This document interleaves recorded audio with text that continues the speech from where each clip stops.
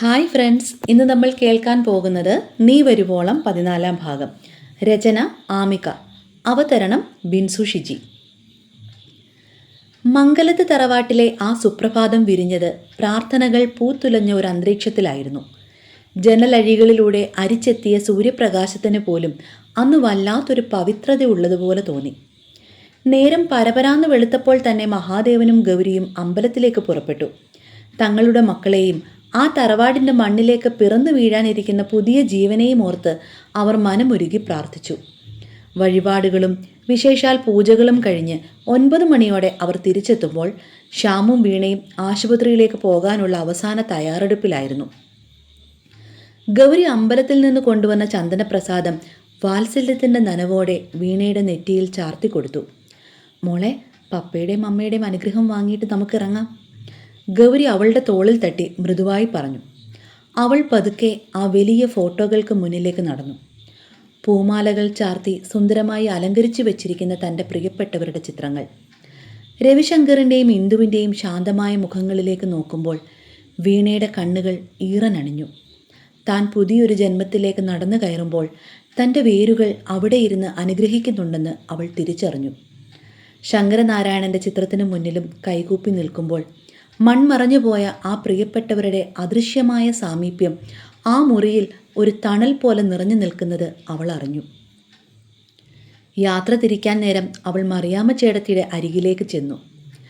സ്നേഹത്തിൻ്റെ ആ വലിയ കടലിനെ കെട്ടിപ്പിടിച്ച് ആ ചുക്കിച്ചുളിഞ്ഞ കവിളിൽ ഒരു ഉമ്മ നൽകിക്കൊണ്ട് അവൾ വിതുമ്പലോടെ മന്ത്രിച്ചു. അമ്മേ, ഞാൻ പോയിട്ട് വേഗം വരാം കേട്ടോ. മകളെ യാത്രയാക്കുന്ന ഒരമ്മയുടെ നീറ്റലോടെ മറിയാമ്മ ചേട്ടത്തി അവളെ നെഞ്ചോട് ചേർത്ത് പിടിച്ചു. ആ വിട പറച്ചിൽ തറവാടിൻ്റെ അകത്തളങ്ങളിൽ ഒരു വലിയ വിങ്ങലായി പടർന്നു. ഒരു വലിയ പരീക്ഷണത്തിന് പുറപ്പെടുന്നത് പോലെയുള്ള ഭാരം എല്ലാവരുടെയും ഹൃദയങ്ങളിലുണ്ടായിരുന്നു. എങ്കിലും വരാനിരിക്കുന്ന വലിയൊരു സന്തോഷത്തിൻ്റെ കിരണങ്ങൾ ആ സങ്കടത്തിനിടയിലും അവർക്ക് പ്രത്യാശ നൽകി. ആശുപത്രിയുടെ മരവിച്ച ഇടനാഴിയിലൂടെ നടക്കുമ്പോൾ ശ്യാമിൻ്റെ ഹൃദയം ഒരു വെള്ളിടി പോലെ മിടിക്കുന്നുണ്ടായിരുന്നു.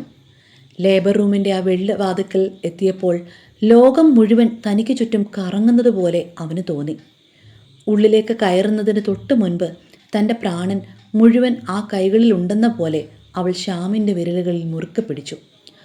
അവനെ മാത്രം കേൾപ്പിക്കാൻ എന്നോണം ചുണ്ടുകൾക്കിടയിൽ ഒളിപ്പിച്ചു വെച്ച ആഗ്രഹം അവൾ പതുക്കെ പുറത്തെടുത്തു. ഡാ, എനിക്കൊരാഗ്രഹം കൂടിയുണ്ട്. അവളുടെ ആ വിറയ്ക്കുന്ന സ്വരത്തിൽ എന്താണാവോ ഒളിഞ്ഞിരിക്കുന്നത് എന്ന ഉത്കണ്ഠയോടെ ശ്യാം അവളെ നോക്കി. ഈ നിർണായക നിമിഷത്തിൽ അവൾ എന്താവശ്യപ്പെട്ടാലും അത് സാധിച്ചു കൊടുക്കാനുള്ള മനസ്സൊരുക്കത്തോടെ അവൻ കാതോർത്തു. നീ എനിക്കൊരു വാക്ക് തരണം. അവൾ അവൻ്റെ കണ്ണുകളിലേക്ക് നോക്കി തുടർന്നു. കുഞ്ഞ് ജനിച്ചു കഴിഞ്ഞാൽ എന്നെ ശിവപുരം എന്ന ഗ്രാമത്തിൽ കൊണ്ടുപോകണം. എൻ്റെ മനസ്സ് വീണ്ടും വീണ്ടും പറയുന്നു, അവിടെ എനിക്ക് പ്രിയപ്പെട്ട ആരോ ഉണ്ടെന്ന്. എന്നെ അവിടെ എത്തിക്കുമെന്ന് നീ എനിക്ക് ഉറപ്പ് നൽകണം. ശിവപുരം, വീണ്ടും അതേ പേര്. ശ്യാം ഒരു നിമിഷം സ്തബ്ധനായിപ്പോയി.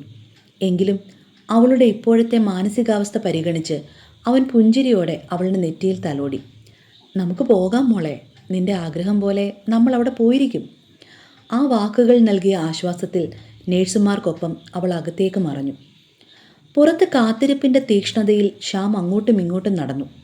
അവൻ്റെ കാതുകളിൽ ശിവപുരം എന്ന പേര് ഒരു മന്ത്രം പോലെ മുഴങ്ങിക്കൊണ്ടിരുന്നു.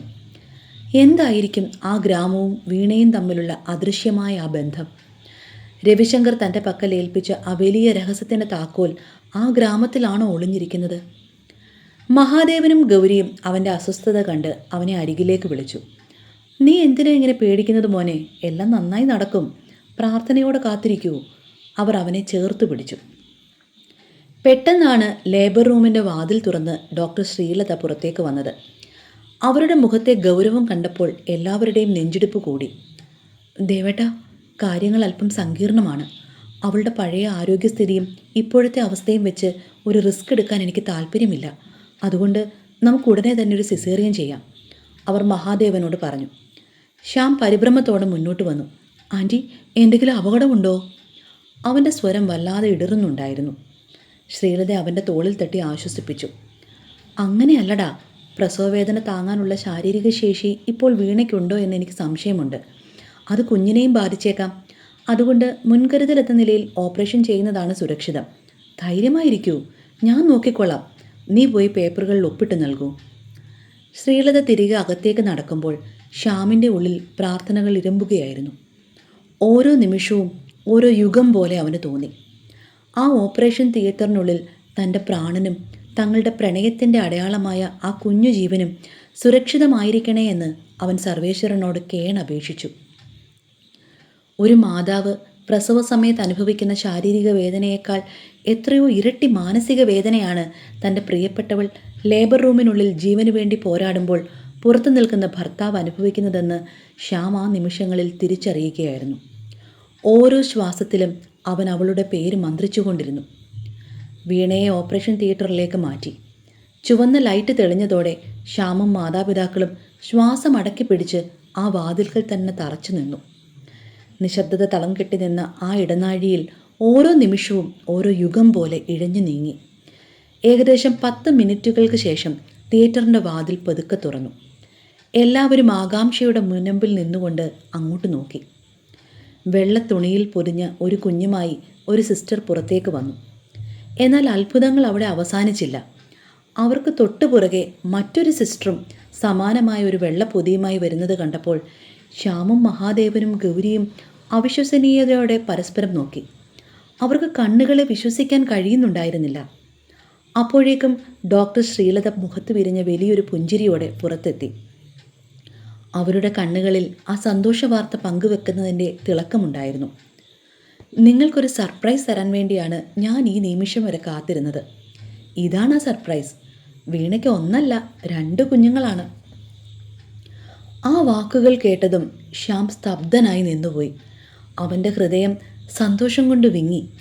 ശ്രീലത വാത്സല്യത്തോടെ തുടർന്നു. ആദ്യത്തെ സ്കാനിങ്ങിൽ തന്നെ എനിക്കിത് മനസ്സിലായിരുന്നു.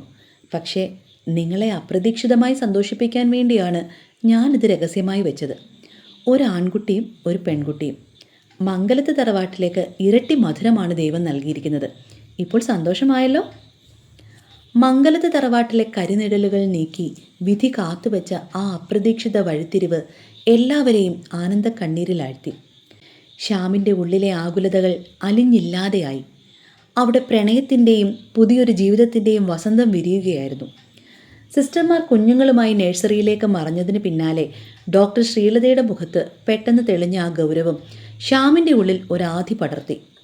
ശ്യാമിൻ്റെ തോളിൽ പതുക്കെ തട്ടി അഭിനന്ദിച്ചുകൊണ്ട് ശ്രീലത മഹാദേവൻ്റെ അരികിലെത്തി താഴ്ന്ന സ്വരത്തിൽ പറഞ്ഞു, ദേവേട്ടാ, ശ്യാമേ, എൻ്റെ ക്യാബിൻ വരെ വരണം. എനിക്ക് ചില കാര്യങ്ങൾ സംസാരിക്കാനുണ്ട്. ആ വിളിയിൽ എന്തോ ഒരു മൗന നൊമ്പരം ഒളിഞ്ഞിരിക്കുന്നത് പോലെ ശ്യാമിന് തോന്നി. സന്തോഷത്തിൻ്റെ ആ വലിയ തിരമാലകൾക്കിടയിലും അവൻ്റെ ഉള്ളിൽ ആശങ്കയുടെ കരിനിഴൽ വീണ്ടും തലപൊക്കി. ക്യാബിനിലെ നിശബ്ദതയിൽ കസേരയിൽ ഇരിക്കുമ്പോൾ മഹാദേവൻ്റെയും ശ്യാമിൻ്റെയും നെഞ്ചിടിപ്പ് പുറത്തേക്ക് കേൾക്കാമായിരുന്നു. ഡോക്ടർ ശ്രീലത അല്പനേരം ആലോചനയിൽ മുഴുകി. ദേവേട്ട, ഞാൻ പറയുന്നത് അല്പം വേദനിപ്പിക്കുന്ന കാര്യമാണ്. എന്നാലും സത്യം പറയാതിരിക്കാൻ എനിക്ക് കഴിയില്ല. ശ്രീലത ദീർഘമായി ഒന്ന് നിശ്വസിച്ചു. നമ്മുടെ 2 കുഞ്ഞുങ്ങളിൽ ഒരാൾക്ക്, ആൺകുട്ടിക്ക്, ചെറിയൊരു പ്രശ്നമുണ്ട്. ജനിച്ച നിമിഷം മുതൽ ഇതുവരെ അവൻ കരഞ്ഞിട്ടില്ല. സാധാരണഗതിയിൽ കുഞ്ഞുങ്ങൾ ജനിക്കുമ്പോൾ തന്നെ കരയേണ്ടതാണ്. അവന് സംസാരശേഷിയിൽ എന്തോ തടസ്സമുണ്ടോ എന്ന് എനിക്ക് സംശയമുണ്ട്. ആ വാക്കുകൾ ഒരു ഇടിമിന്നൽ പോലെ ശ്യാമിൻ്റെ ഹൃദയത്തിലൂടെ കടന്നുപോയി. പടുത്തുയർത്തിയ സ്വപ്നങ്ങളെല്ലാം ഒരു നിമിഷം കൊണ്ട് തകർന്നു വീഴുന്നതുപോലെ അവന് തോന്നി. തൻ്റെ പൊന്നോമനയുടെ ശബ്ദം കേൾക്കാൻ കാത്തിരുന്ന ആ നിമിഷങ്ങൾ ഒരു തേങ്ങലായി മാറി. വിഷമിക്കേണ്ട ശ്യാമേ, എല്ലാത്തിനും പരിഹാരമുള്ള കാലമാണിത്. നമുക്ക് വിദഗ്ധമായ പരിശോധനകൾ നടത്താം. അവരെ സമാശ്വസിപ്പിക്കാൻ ശ്രമിക്കുമ്പോഴും അവരുടെ കണ്ണുകളിലേക്ക് നോക്കാൻ ശ്രീലത ബുദ്ധിമുട്ടുന്നുണ്ടായിരുന്നു. അവരെ അഭിമുഖീകരിക്കാനുള്ള പ്രയാസം കൊണ്ട് അവർ തിരക്കഭിനയിച്ച് ഫയലുകളിലേക്ക് മുഖം താഴ്ത്തി. ക്യാബിന് പുറത്തിറങ്ങിയ മഹാദേവൻ്റെയും ശ്യാമിൻ്റെയും വിളറിയ മുഖം കണ്ട് ഗൗരി പരിഭ്രമിച്ചു. ഒടുവിൽ മഹാദേവൻ ആ കൈപ്പേറിയ സത്യം ഗൗരിയോട് വെളിപ്പെടുത്തി. ഒരു നിമിഷം പകച്ചു പോയെങ്കിലും ആ കുടുംബത്തിൻ്റെ താങ്ങായ ഗൗരി സ്വയം സംയമനം പാലിച്ചു. സാരമില്ല ദേവേട്ട, 3 ജീവനുകളെയും ദൈവം നമുക്ക് സുരക്ഷിതമായി തിരിച്ചു നൽകിയില്ലേ. ചികിത്സിച്ചാൽ മാറാവുന്ന പ്രശ്നമേ കാണൂ. നമ്മൾ തളരരുത്. ഗൗരിയുടെ വാക്കുകൾ ഒരു കനലിൽ വീണ പനിനീർ തുള്ളി പോലെ അവർക്ക് നേരിയൊരു ആശ്വാസം നൽകി. പക്ഷെ ശ്യാമിൻ്റെ മനസ്സിൽ ആ നിമിഷം മറ്റൊരാധിയായിരുന്നു. ഈ വിവരം എങ്ങനെ വീണയോട് പറയും? ഓർമ്മകളുടെ നൂൽപ്പാലത്തിലൂടെ സഞ്ചരിക്കുന്ന അവൾക്ക് ഈ ആഘാതം താങ്ങാൻ കഴിയുമോ? അവളുടെ കണ്ണുകളിലെ ആ തിളക്കം അണയാൻ ഈ ഒരു വാർത്ത മതിയല്ലോ എന്നോർത്തപ്പോൾ അവൻ്റെ ഉള്ളം പിടഞ്ഞു. വൈകുന്നേരത്തോടെ വീണയെ റൂമിലേക്ക് മാറ്റി. ശ്യാമിനെ കണ്ടപ്പോൾ ശാരീരികമായ വേദനകൾക്കിടയിലും അവളുടെ മുഖം ഒരു വാടാമല്ലി പോലെ വിടർന്നു. അവൾ വാത്സല്യത്തോടെ അവൻ്റെ കൈകളിൽ മുറുക്കെ പിടിച്ചു. ശ്യാം അവളെ പെതുക്കെ താങ്ങിയിരുത്തി. ഹൃദയം നിറഞ്ഞ സ്നേഹത്തോടെ അവളുടെ നെറ്റിയിൽ മൃദുവായി ചുംബിച്ചു. ശസ്ത്രക്രിയയുടെ ക്ഷീണം ശരീരത്തെ തളർത്തുമ്പോഴും വീണയുടെ കണ്ണുകളിൽ മാതൃത്വത്തിൻ്റെ വലിയൊരു ശോഭ തെളിഞ്ഞു നിൽക്കുന്നുണ്ടായിരുന്നു. അവൾ കുസൃതിയോടെ അവനെ നോക്കി പെതുക്കെ ചോദിച്ചു, ഇത്രയേ ഉള്ളൂ അല്ലേ എനിക്കുള്ള സമ്മാനം? ഉള്ളിൽ മകൻ്റെ അവസ്ഥയോർത്തുള്ള സങ്കടക്കടൽ ഇരമ്പുന്നുണ്ടെങ്കിലും അതൊന്നും മുഖത്ത് നെള്ളിക്കാതെ ശ്യാം ചിരിക്കാൻ ശ്രമിച്ചു. അവൻ അവളുടെ കൈകളിൽ മുറുക്കെ പിടിച്ചുകൊണ്ട് പറഞ്ഞു, ഓ, എന്നെ തന്നെ മുഴുവനായി ഞാൻ നിനക്ക് തന്നില്ലേ, പിന്നെ ഇതിൽ കൂടുതൽ എന്ത് സമ്മാനം ആ പെണ്ണെ നിനക്ക് വേണ്ടത്? അവൻ അവളുടെ നെറ്റിയിൽ ഒരിക്കൽ കൂടി ചുംബിച്ചുകൊണ്ട് ആ നിമിഷത്തെ പ്രണയാദ്രമാക്കി. അപ്പോഴേക്കും മുറിയിലേക്ക് മഹാദേവനും ഗൗരിയും കടന്നു വന്നു. അവരുടെ മുഖത്ത് വിരിഞ്ഞ ചിരിക്ക് പിന്നിൽ വലിയൊരു വിങ്ങലുണ്ടായിരുന്നുവെങ്കിലും അത് വീണ അറിയാതിരിക്കാൻ അവർ പ്രത്യേകം ശ്രദ്ധിച്ചു. മക്കൾ രണ്ടായി, ഇനി രണ്ടിൻ്റെയും ഈ അമിതമായ കൊഞ്ചൽ അല്പം കുറയ്ക്കാം കേട്ടോ, ഗൗരി കൃത്രിമമായി ഗൗരവത്തോടെ പറഞ്ഞു. ഇതിൻ്റെ പേരാണ് മുഴുത്ത അസൂയ.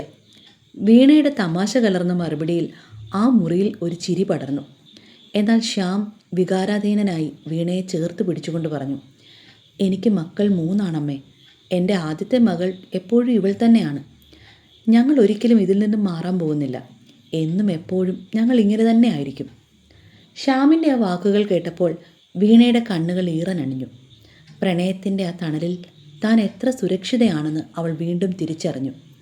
അവൾ അവൻ്റെ വിരലുകളിൽ സ്വന്തം വിരലുകൾ കോർത്തു പിടിച്ചു. ലോകം എത്ര മാറിയാലും തങ്ങളുടെ കുഞ്ഞുങ്ങളുടെ ജീവിതത്തിൽ നിന്ന് എന്ത് പ്രതിസന്ധികൾ വന്നാലും താൻ അവൾക്കായി എന്നും ഈ പാറ പോലെയുള്ള കരുത്തായി ഉണ്ടാകുമെന്ന് ശ്യാം ഉറപ്പിക്കുകയായിരുന്നു. രാത്രിയുടെ നിശബ്ദതയിൽ എല്ലാവരും ഉറക്കത്തിലേക്ക് വഴുതി വീണപ്പോഴും ശ്യാം മാത്രം ഉണർന്നിരുന്നു. തൻ്റെ മകൻ ഇതുവരെ കരഞ്ഞിട്ടില്ല എന്ന ഡോക്ടറുടെ വാക്കുകൾ ഒരു മുഴക്കം പോലെ അവൻ്റെ കാതിൽ പതിച്ചുകൊണ്ടിരുന്നു. നഴ്സറിയിൽ നിശബ്ദനായി ഉറങ്ങുന്ന തൻ്റെ പൊന്നോമനെ ഒന്ന് കാണാൻ അവൻ്റെ ഹൃദയം വെമ്പി. അതിനിടയിൽ ഉറക്കത്തിൻ്റെ ആഴങ്ങളിൽ കിടന്ന് വീണ പെതുക്കെ മന്ത്രിച്ചു, ശിവപുരം, എനിക്കവിടെ പോകണം.